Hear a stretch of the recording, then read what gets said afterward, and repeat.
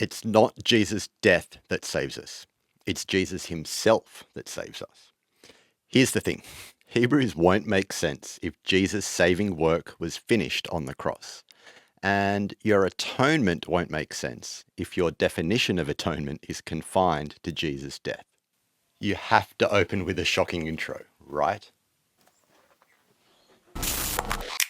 I'm reviewing the book by David Moffitt, Rethinking the Atonement, New Perspectives on Jesus' Death, Resurrection and Ascension.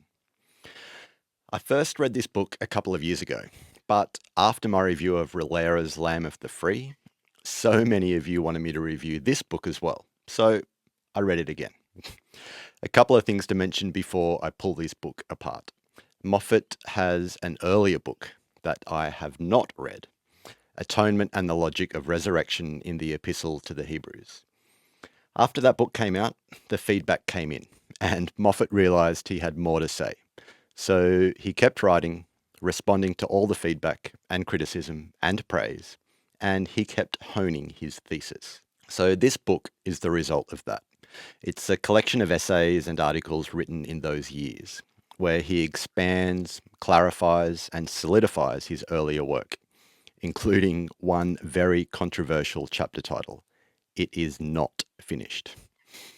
Basically, this book is a more thorough explanation of his understanding of Jesus' atoning work, and Moffitt employs Hebrews to do much of the heavy lifting. I say much of the heavy lifting because I think all the best bits, well, the most important bits and the most groundbreaking bits are the Hebrews bits. Because, well, I'll be honest, since this book is a collection of essays, there were a couple of chapters that were a bit of a struggle for me. I felt the two chapters on Matthew, they didn't really fit the flow of the book, and he'd already done such a great job with the main thesis and his work on Hebrews that those last chapters towards the end, they just felt a bit unnecessary and they didn't really hold my interest. A bit anticlimactic. So for this review, I'll focus mainly on the Hebrews bits, which I think are the strength of this book. In short, should you read this book? Absolutely. Could you skip some chapters towards the end? Probably. But if you stick with me to the end of this review, I think you'll see why this book is very important and a very worthwhile book. Okay, let's start with atonement. So Moffitt begins his task by pulling apart the word atonement. Atonement, pulling apart? Tyndale invented the word atonement when he translated the Greek New Testament into English. So later, when he came to the Hebrew word kippur, he decided to use the same word, atonement. Problem is, the Hebrew is a different word, and that's been confusing and unhelpful for pretty much the entire English-speaking world, basically since the very first English Bible. And it's even more confusing because that word kippur never actually appears in the New Testament.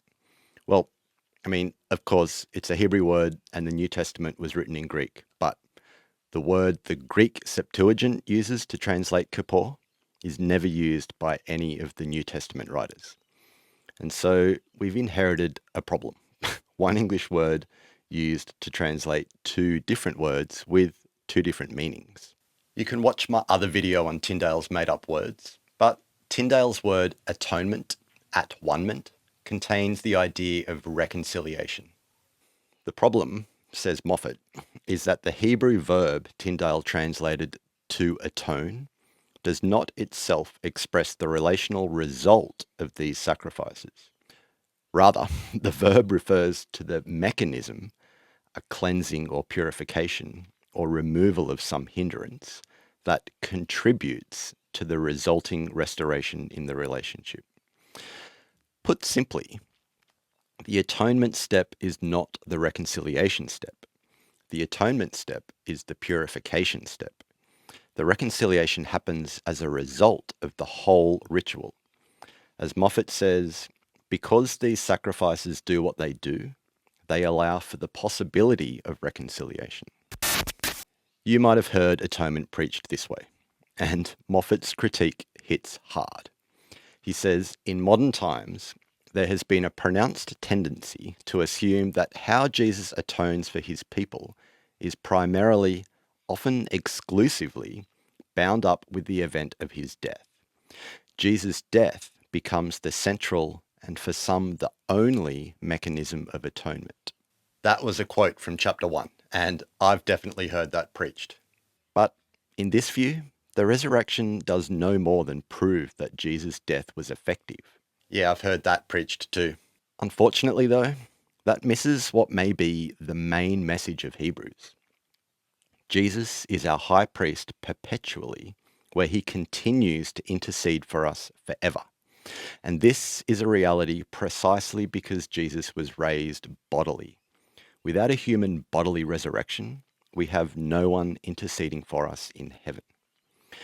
The atonement, says Moffitt, can be reframed as encompassing far more than simply Jesus' death. And so Moffitt gets to work, demonstrating that atonement is not defined by death. In fact, in Leviticus, atonement would not exist if it weren't for the steps after the slaughter. Atonement doesn't happen and would not happen if all that was needed was a dead animal. The steps after the slaughter is what makes atonement possible. Okay, can I stand with Moffitt and shout this to everyone? Slaughtering an animal does not make a sacrifice. Slaughtering an animal does not convey its body and blood into God's presence. The point of a sacrifice is to bring the elements of the offering, the fat, the blood, the meat, into God's presence. As Moffitt points out, Deuteronomy 12:27 explicitly singles out blood and flesh as the elements offered upon the altar as the sacrifice. Blood and flesh constitute the gift, at least in the case of animal sacrifices, and the altar is the place where these elements are conveyed to God. This is how a sacrifice is offered to God. And so, says Moffitt, reducing sacrifice to the action of slaughtering an animal misses what stands at the core to the ritual, drawing near to God and offering him a gift. Yes, a slaughter may occur as part of the sacrificial ritual, but slaughter is not the central atoning act in the sacrificial process.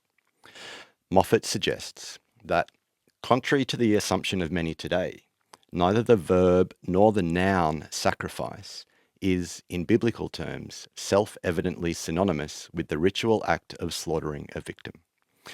If one only slaughtered a victim, even at the temple, but did not bring the body and blood of the victim to the altars and offer them to God, no sacrifice would occur.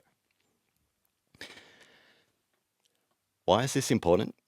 It's important because Jesus offered himself as a sacrifice, and we are called to offer our bodies as a living sacrifice. So if we reduce sacrifice to suffering and dying, we're very quickly running into problems, and possibly traumatic problems. Moffitt offers some reassuring words. He says, to limit atonement only to what was accomplished when Jesus suffered and died leads to a reduction of the significance of the incarnation to the crucifixion. That quote comes from that controversial chapter, It Is Not Finished, with the subtitle, Jesus' Perpetual Atoning Work as the Heavenly High Priest in Hebrews. Hebrews? Huh? In the Levitical system, a sacrifice entails a sequence of events that culminate in a priest drawing near to God and conveying the offering into his presence. Thus, the author of Hebrews thinks of Jesus' sacrifice not as a momentary event that is reducible merely to the crucifixion, but as a multi-step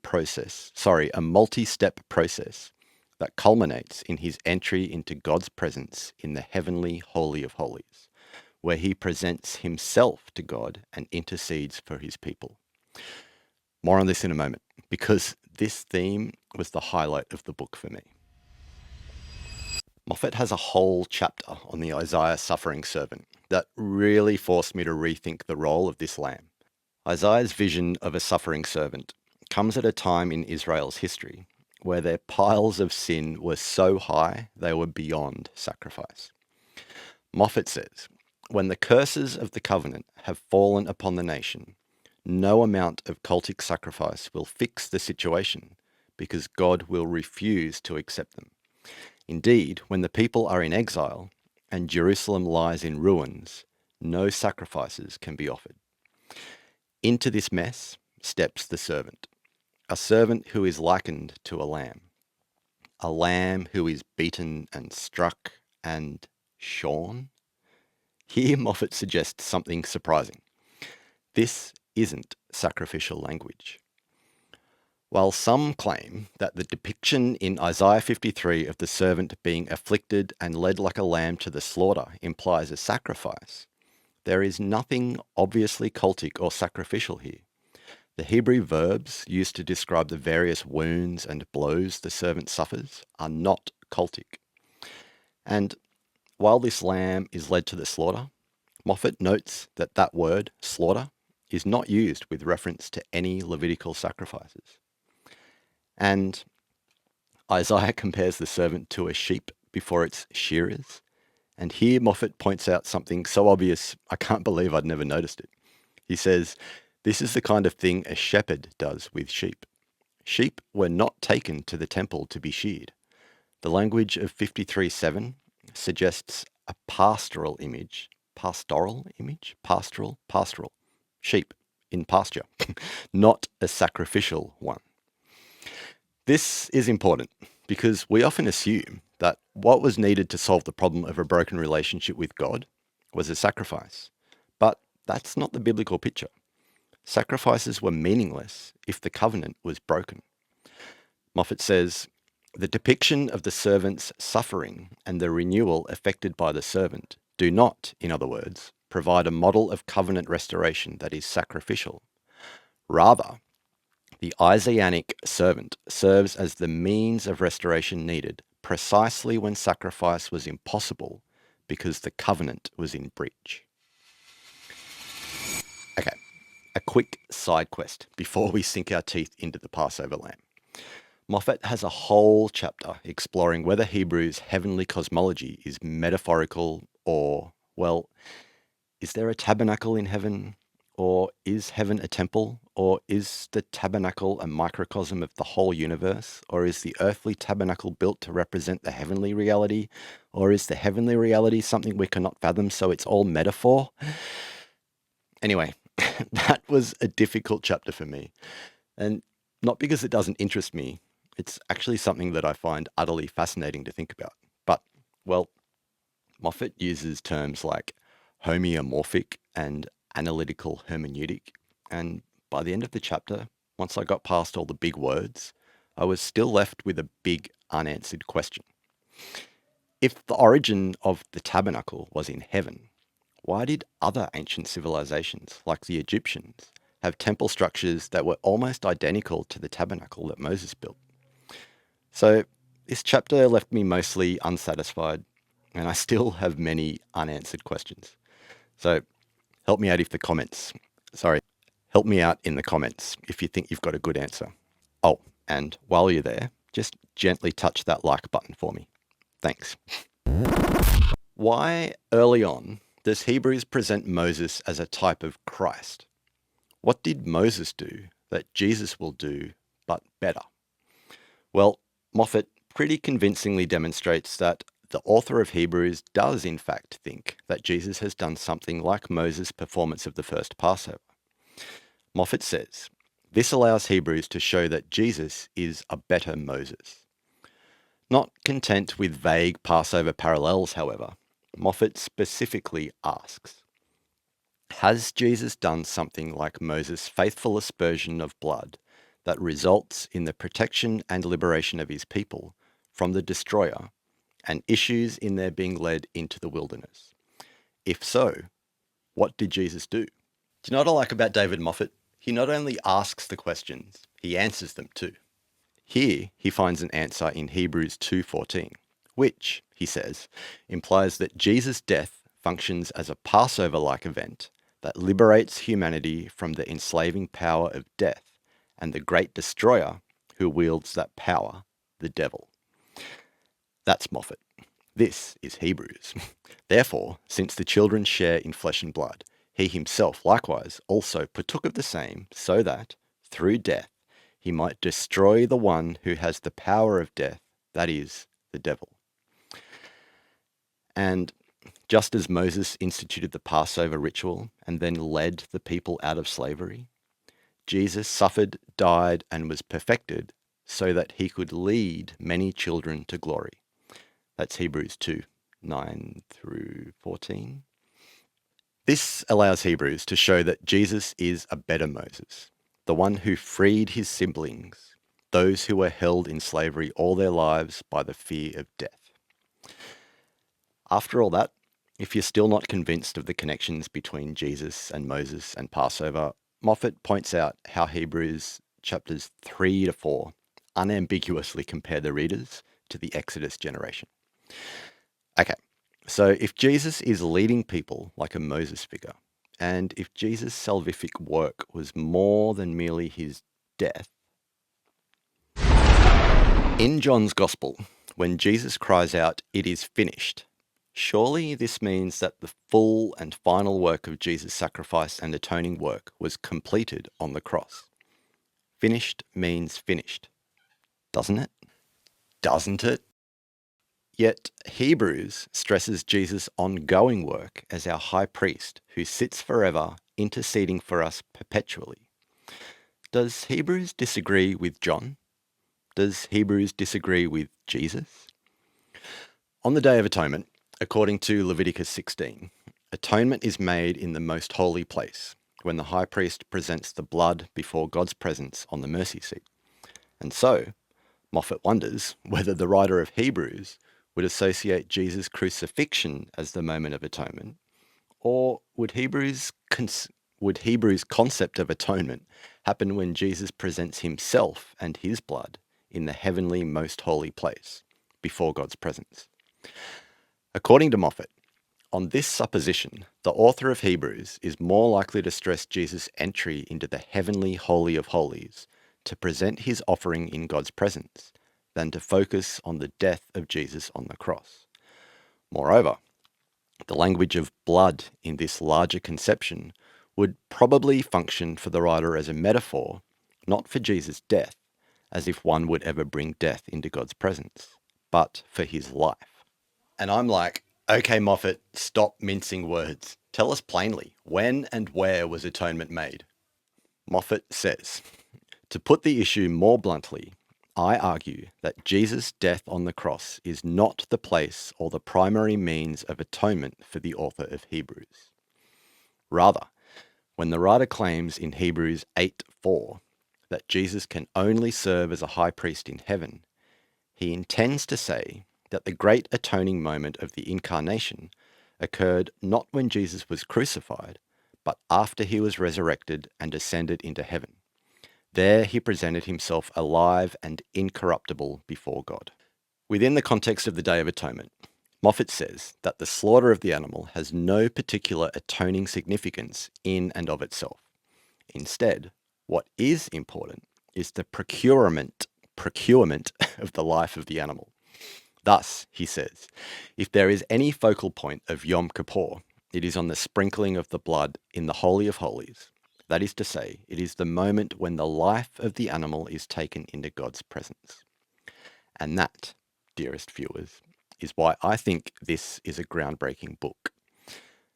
But, well, okay, I've got two things to say about that. I've got two issues.